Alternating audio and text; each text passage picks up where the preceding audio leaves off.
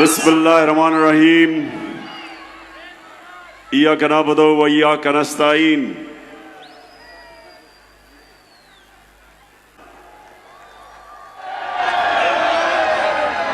माशाअल्लाह, आपका जज्बा, आपका जुनून, आपका शऊर हर बारी मुझे जब ये मैं बेदारी देखता हूं तो मैं आपके जज्बे को, जुनून को सलाम करता हूं।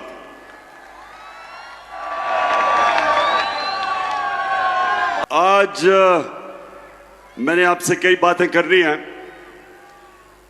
लेकिन सबसे पहले जो मैं देखता हूं जिस तादाद में हमारी ख्वातीन आई हुई हैं, मैं खास तौर पे आज आपको सलाम भी करता हूं। अपनी ख्वातीन के लिए मैं पैगाम जो देना चाहता हूं वो ये कि देखें, अपने बच्चों को आपने खास तौर पे एक चीज समझानी है।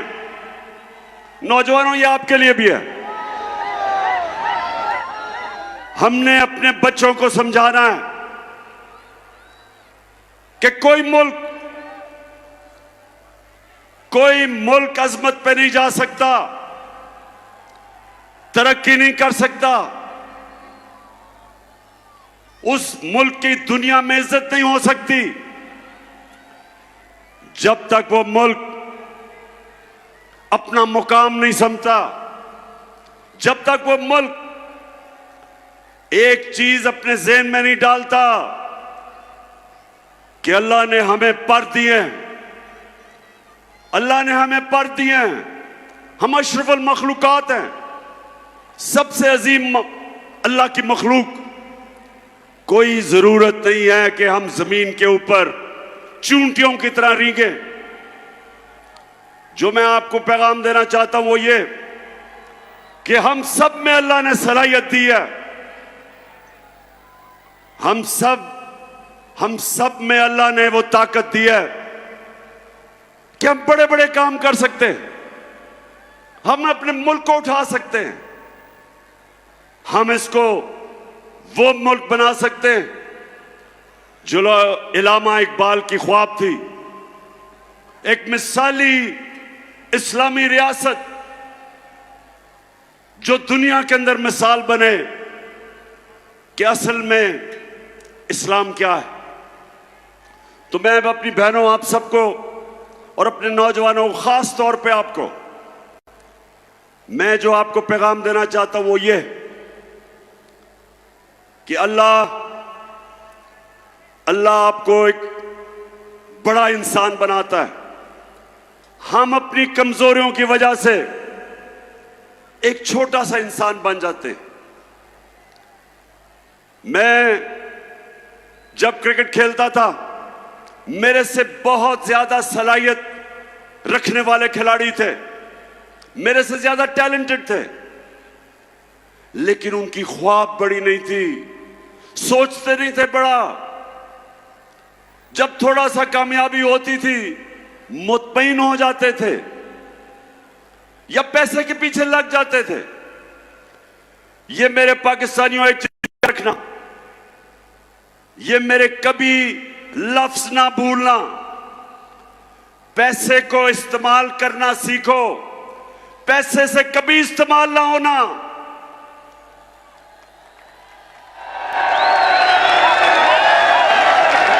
पैसे के बुत की कभी पूजा ना करना। हजरत मूसा जब वो 40 दिन के लिए गए तो पीछे उनकी कौम, जो कुरान शरीफ में आता है कि सोने की गाय की पूजा कर दी, मतलब कि पैसे की पूजा शुरू हो गए। तो ये याद रखें कि ये जो मुखालिफ है वो भी पैसे के बुत की पूजा करता है, वो भी पैसे को बड़ा समझता है जिस तरह उसका लीडर आसिफ जरदारी समझता है। कभी भी मेरी पाकिस्तानियों, ला इलाहा इल्लल्लाह का मतलब समझो, स्वाय अल्लाह के। जब आप किसी के चीज के सामने झुकते हैं वो शिर्क है, चाहे वो पैसे का बुत है, चाहे वो खौफ का बुत है। आजकल मेरी टीम के लोगों को, मेरे एमपीज को टेलीफोन आते हैं धमकियों के कि ये पार्टी छोड़ो। मीडिया को धमकियां दी जाती हैं, मीडिया हाउसेस को धमकियां दी जाती हैं, एंकर्स को, सहाफियों को डराया जाता है कि इमरान खान के साथ ना चलो, नहीं तो हम ये कर देंगे। तो मेरी कौम, ये सबसे खौफनाक बुत पैसे के बुत के अलावा खौफ का बुत है। खौफ भी एक बड़े इंसान को छोटा बना देता है। आज तक कोई बड़ा खिलाड़ी नहीं निकला जिसने अपने खौफ को काबू नहीं पाया। आज तक कोई बड़ा फौजी नहीं निकला जिसको तगमे मिले हो, जिसने अपने खौफ के बुत के ऊपर काबू ना पाया हो। बड़ा बिजनेसमैन बना जिसको नुकसान से डर, उस डर के ऊपर काबू ना पाया हो। कोई भी इंसान जो अपनी ख्वाब के पीछे जाने से डरता है वो बड़ा इंसान नहीं बनता। और इसलिए मैं जब प्राइम मिनिस्टर था, मैंने रहमतुल आलमीन अथॉरिटी बनाई। उसका मकसद क्या था? क्या मकसद था? उसका मकसद यह था कि मेरे बच्चों को, इस मुल्क के नौजवानों को पता चले कि आज से तकरीबन 1500 साल पहले जब मेरे नबी सल्लल्लाहु अलैहि वसल्लम ने दुनिया की तारीख का सबसे बड़ा इनकलाब लेके आए थे, वो कैसे उन लोगों को जिनकी कोई हैसियत नहीं थी, कैसे उन्होंने उनको दुनिया की इमामत करवा दी।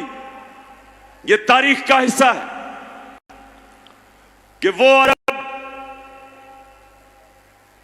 जो मदीना में, मक्का में बसते थे, उनके दोनों तरफ दुनिया की उस वक्त की अजीम सुपर पावर्स थी, इनकी हैसियत ही कोई नहीं थी। और मेरे नबी सल्लल्लाहु अलैहि वसल्लम ने मदीना की रियासत में उनको ऐसा तब्दील किया, उनको छोटे से लोगों को बड़े इंसान बना दिया, उनके खौफ खत्म कर दिए। जो अल्लाह के सिवा जिन बुतों की वो पूजा करते थे, बुत खत्म कर दिए।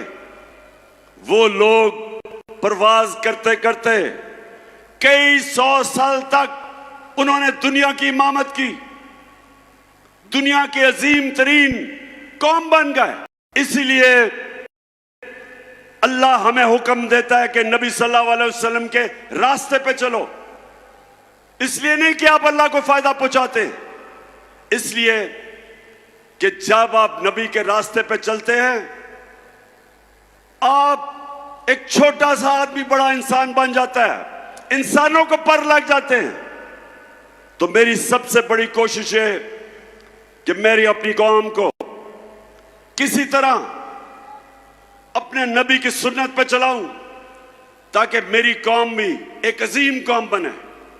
और वो बननी थी जो इलामा इकबाल की ख्वाब थी, और जो मेरे लीडर कायदे आजम ने जिसकी जदोजहद की थी, वो एक अजीम कौम थी। वो बननी थी, दुनिया के अंदर मिसाल हमने बनना था।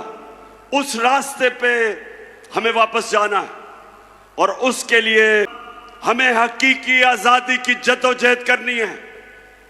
हमने अपने मुल्क को आजाद करना है। ये जो बैरूनी मुल्क साजिश के तहत चोरों को ऊपर बैठाया, जो बैरूनी मुल्क के गुलाम हैं, जिनके पैसे मुल्क से बाहर पड़े, ये जरदारी और नवाज शरीफ 30 साल से बैरूनी मुल्कों के हुक्म पे हमारे फैसले करते हैं। इनमें इतनी जरूरत नहीं कि जब रूस हमें सस्ता तेल बेच रहा था, जब मैं रूस गया और उन्होंने हमें सस्ती गंदम भी देनी थी, सस्ता तेल भी देना था, इन्हों में जरूरत नहीं थी कि इनका जो आका है जिन्होंने इनको ऊपर बैठाया, जो अमेरिकी साजिश के तहत आए कि कहीं अमेरिका ना नाराज हो जाए, लिहाजा मेरे लोगों को महंगा तरीन तेल, डीजल, पेट्रोल और उसकी वजह से बिजली, हमारी कोशिश है कि हम अपने मुल्क को आजाद करें। सबसे पहले मुल्क के फैसले पाकिस्तान में हो, हम अपने मुल्क को अपने पैर पे खड़ा करें। हमें कभी किसी और मुल्क के सामने हाथ ना फैलाने पड़े कि जब एक कौम किसी और मुल्क के सामने हाथ फैलाती है उसकी इज्जत नहीं होती। हरे पासपोर्ट की इज्जत नहीं होगी जब तक हम अपने पैर पे ना खड़ा हो। और मैंने एक पूरा प्रोग्राम बनाया है, क्योंकि जिधर इन्होंने मुल्क पहुंचा दिया, जिस तरह के पाकिस्तान को इन्होंने 2 महीने में जो कर्जे लिए हैं, जिस तरह कर्जों की दलदल में भी गिर रहे हैं, हमारी माइशत भी नीचे जा रही है, हमारी इंडस्ट्री भी नीचे जा रही है। हमारे किसानों के लिए जो भी शाह महमूद कुरैशी ने बताया कि कितने बुरे हालात हमारे आज किसानों के हैं। ट्यूबवेल में डीजल, उसकी कीमत ऊपर, बिजली वो दुगनी से भी ज्यादा। तो जो किसान के पास पैसे, उसके खर्चे इतने चले गए हैं कि वो अपनी जमीन के ऊपर पैसा नहीं लगा सकता। इंडस्ट्री जब बंद हो गई, बेरोजगारी बढ़ रही है।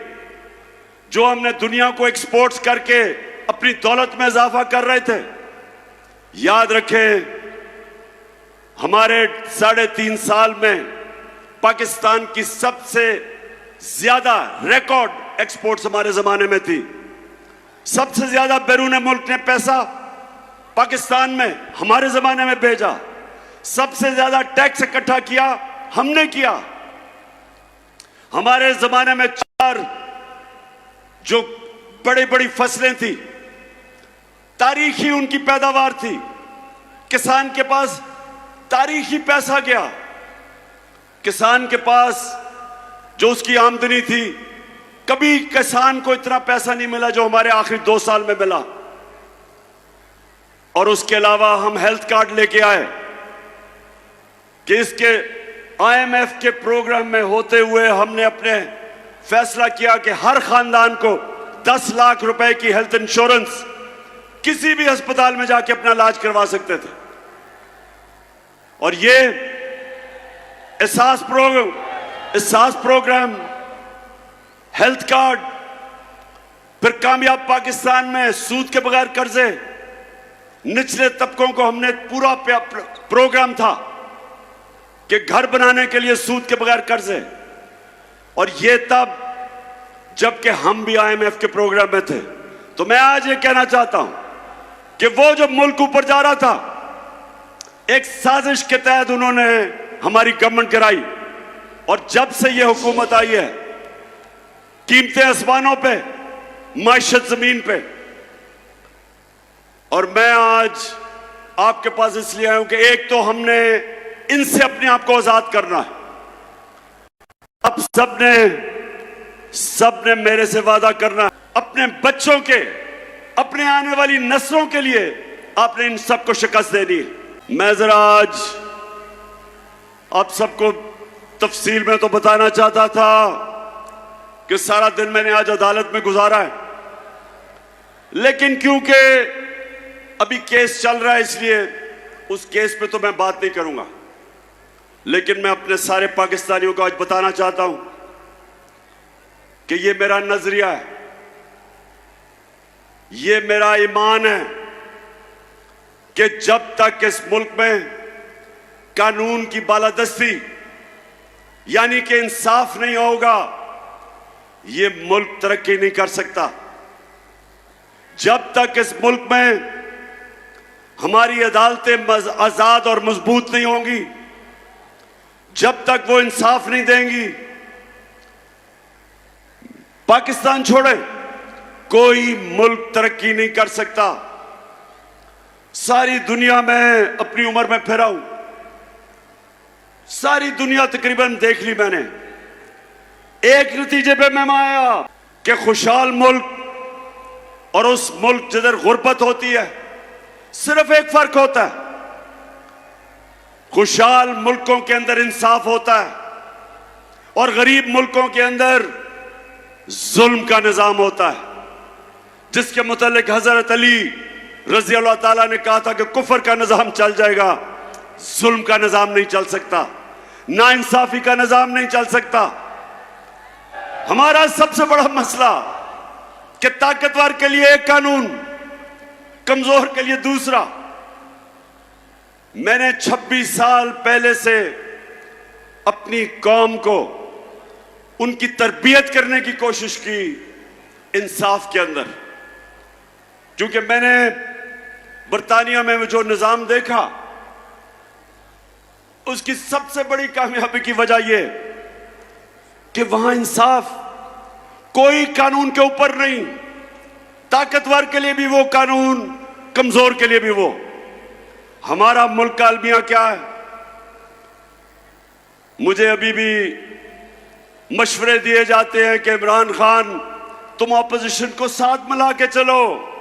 जब मैं हुकूमत में था, अब कहते हैं कि हुकूमत असेंबली में चले जाओ, इनके साथ इकट्ठे बैठ के मामले तय करो।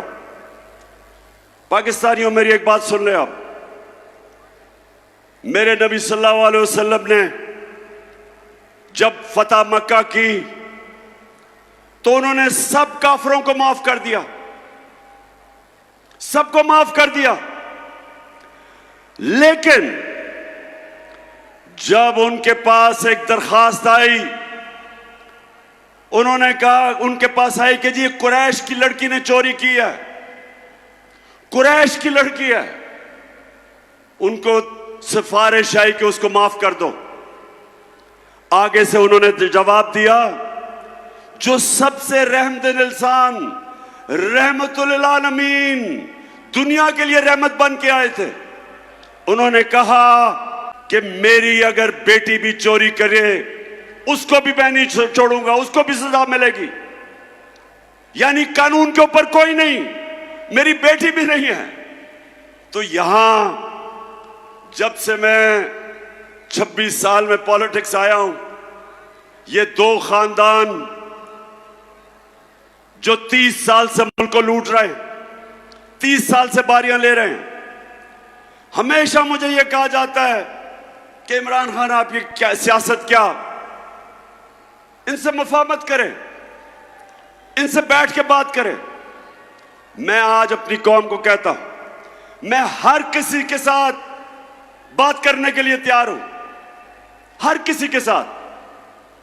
किसी का नजरिया फर्क है, कोई मेरे खिलाफ नजरियाती तौर पे है, हर किसी से मैं बात करने के लिए तैयार हूं, लेकिन चोरों से कभी बात करने के लिए नहीं तैयार। जिस वक्त एक माशरा चोरी को बुरा नहीं समझता, वो कौम अपनी कब्र खोद देती है। जब आप ये कहते हैं कि फलाने ने इतनी करप्शन की, और वो जब जाता है नैब की अदालत में तो उसके ऊपर फूल फेंकते हो। जब एक माशरा बुराई को बुरा नहीं समझता, अपनी तबाही का दरवाजा खोल देता है। इसलिए अल्लाह ने कुरान में हुक्म दिया, अमर बिल मारूफ, अच्छाई के साथ खड़े हो, बुराई के खिलाफ खड़े हो। हुक्म दिया कौम को हुक्म दिया है कि अगर तुमने अपनी बेहतरी का सोचना है तो बुराई के खिलाफ जहाद करो। कहीं कुरान में नहीं लिखा कि बदी के साथ मुफाहमत करो।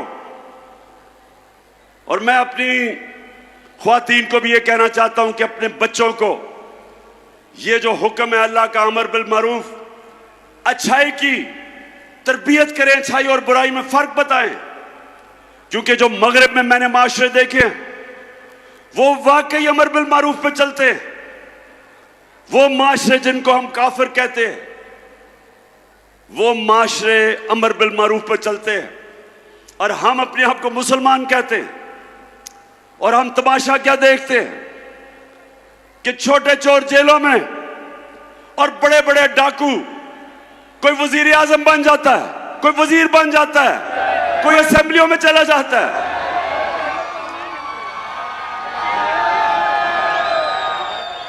यह है हमारी दूसरी आजादी, हकीकी आजादी की जंग, कि हमने अपने आप को, वो लोग जो माशरे के अंदर फितना है, जो कब्जा ग्रुप है, हमने इनका मुकाबला करना है। क्यों नहीं स्विट्जरलैंड में कब्जा ग्रुप, क्यों नहीं यूरोप में कब्जा ग्रुप?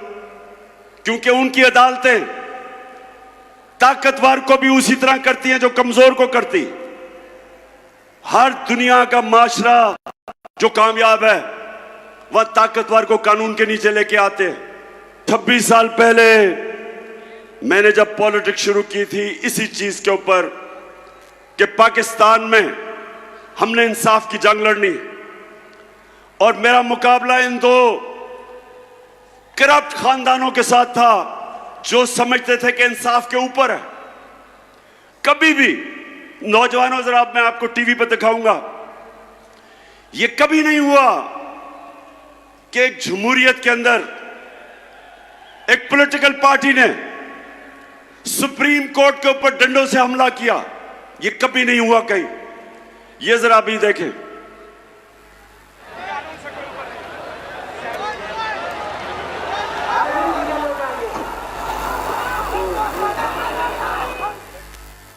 ये सुप्रीम कोर्ट के बाहर खड़े हैं। ये 1997 की बात है। पुलिस ने रास्ता दिया इनको, नवाज शरीफ की हुकूमत थी। ये जरा देखें, सुप्रीम कोर्ट में पुलिस से इनको नून लीग के गुंडों को जाने दिया क्योंकि वो नवाज शरीफ के खिलाफ फैसला करने लगा था जस्टिस सजाद अली शाह। और ये देखें कि पुलिस तमाशा देख रही है और डंडे लेके 1997 में ये देखें सुप्रीम कोर्ट के अंदर घुस गए। दीवारें टाप के सुप्रीम कोर्ट के अंदर जा रहे हैं। ये मैं आपको ऐसे कमेंट्री दे रहा हूं जैसे क्रिकेट मैच की कमेंट्री हो रही हो। अब ये देखें,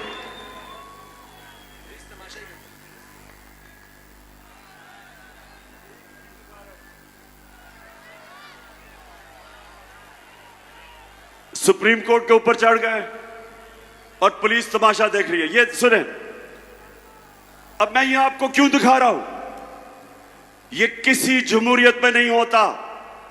सजाद अली शाह को उन्होंने सुप्रीम कोर्ट से भगाया, वो जान भी बचा के भागा जो चीफ जस्टिस था, और फिर इन्होंने जजेस को, बाकियों को पैसा चलाया, ब्रीफ केस चलाए और सजाद अली शाह को हटाया गया। कोई एक्शन नहीं लिया गया इनके ऊपर। और ये वो लोग हैं जो आज मुल्क पे मुसल्लत है और आज कहते हैं चोरी हमने की है, हमें एनआरओ दो, हम कानून से ऊपर हैं। उधर वो नवाज शरीफ बैठा हुआ लंदन में, वो इंतजार कर रहा है कि पहले मेरे केसेस खत्म करो, फिर मैं दूसरी दफा एनआरओ लेके पाकिस्तान आता हूं। ये छोटा आदमी तो भैंस चोरी, गाड़ी चोरी, मोटरसाइकिल चोरी, वो तो जेल में। तो जो अरबों रुपए मुल्क के लूट के बाहर जाता है वो कहता है कि मैं कानून के ऊपर हूं। और ये है जंग, इंसाफ की जंग है पाकिस्तान में। हम सब ने मिलके, जब तक हम इंसाफ नहीं, ताकतवर को कानून के नीचे नहीं लेके आते, ये कौम आजाद नहीं होगी। थानों में जुल्म होंगे, ताकतवर झूठे केस करवाएगा कमजोर पे, थानों में जुल्म, जमीनों पे कब्जे, हर जगह कमजोर आदमी पिसेगा। आज जो बैरून मुल्क पाकिस्तानी हैं, मेरे पाकिस्तानी भी सुन रहे होंगे, आज ये याद रखें कि जो दलदल में हमें इन्होंने फंसा दिया है 4 महीने में, इससे अब सिर्फ एक तरह हम निकलेंगे। बैरूनी मुल्क जिनसे हम इमदाद मांगते हैं वो अब नहीं देंगे। वो अगर देंगे भी तो वो हमारी आजादी छीनेंगे। इसलिए एक ही तरीका है, 1 करोड़ पाकिस्तानी बाहर बैठा है, ये हमारा सबसे बड़ा असासा है। और इसको जिस दिन इनमें से 1 करोड़ में से 5 लाख ने भी पाकिस्तान में सरमायाकारी कर दी, अरबों डॉलर मुल्क में आ जाएगा। ये हैं जो लोग हमें आजाद करेंगे बैरूनी मुल्क के कर्जों से। लेकिन वो कभी नहीं आएंगे, वो कभी पाकिस्तान में सरमायाकारी नहीं करेंगे जब तक हमारा इंसाफ का निजाम ठीक नहीं होता, कॉन्ट्रैक्ट एनफोर्समेंट नहीं होती, जब तक उनको यह एतमाद ना हो कि जब वो सरमायाकारी करेंगे उनसे फ्रॉड नहीं होंगे। वो इसलिए दुबई चले जाते हैं, वो मलेशिया चले जाते हैं, लेकिन पाकिस्तान में सरमायाकारी नहीं करते। तो जो मेरा इंशाअल्लाह अल्लाह ने आगे बारी दी, तो मैं आज सबसे पहले अपने बैरून मुल्क पाकिस्तानियों के लिए आसानी पैदा करूंगा कि पाकिस्तान में सरमायाकारी करें, और उसके लिए अपना इंसाफ का निजाम इसको बेहतर करेंगे। और उसकी वजह से इंशाअल्लाह ये आप देखते रहेंगे कि बजाय किसी के सामने हाथ फैलाए हम पाकिस्तान को उठा देंगे, और इंशाअल्लाह वो मुल्क बनेगा जो इसको बनना चाहिए था 75 साल पहले। मुझे ये बताओ कि ये जो भाग गए हैं मैच खेलने से, ये जो भगौड़े हो गए हैं,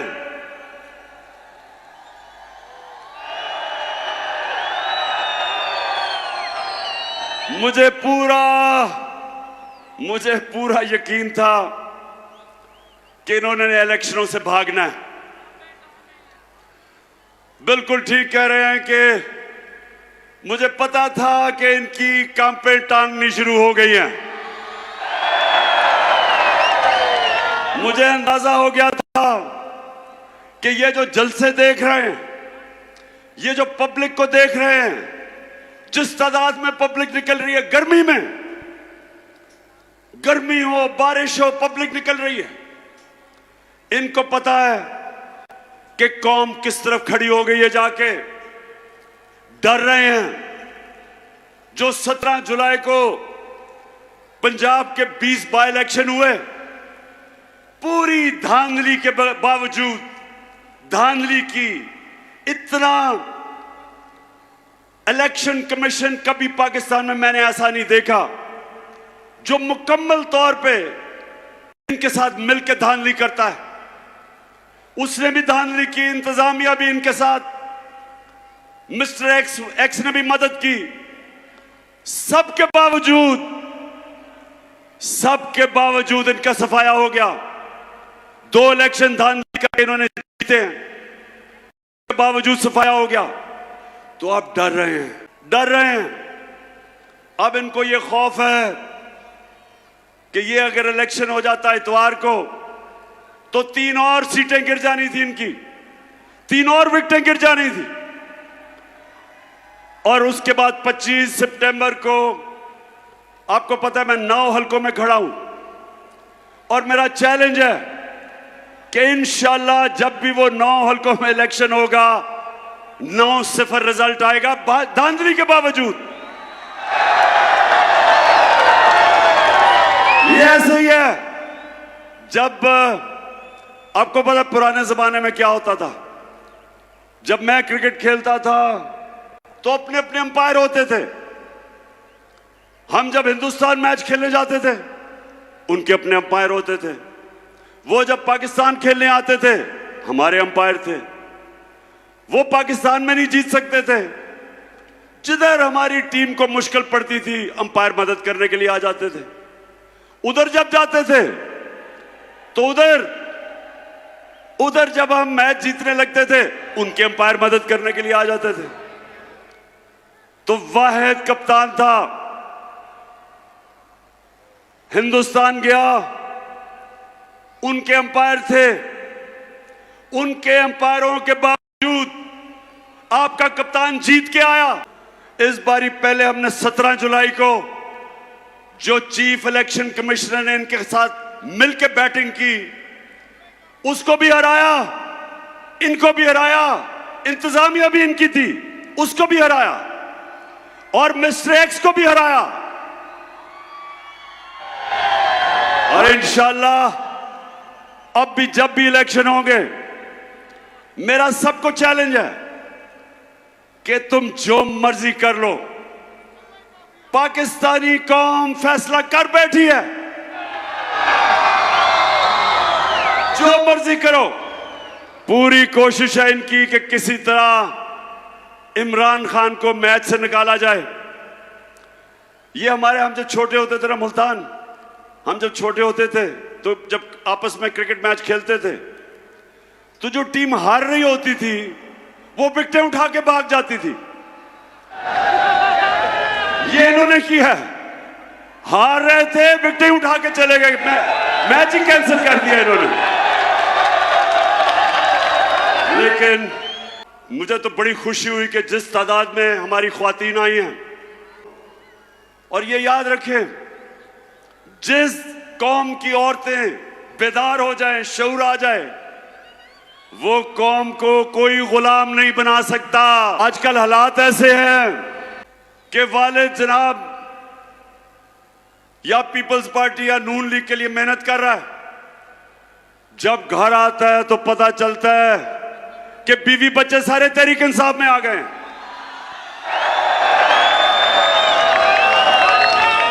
यानी कि ऐसे लग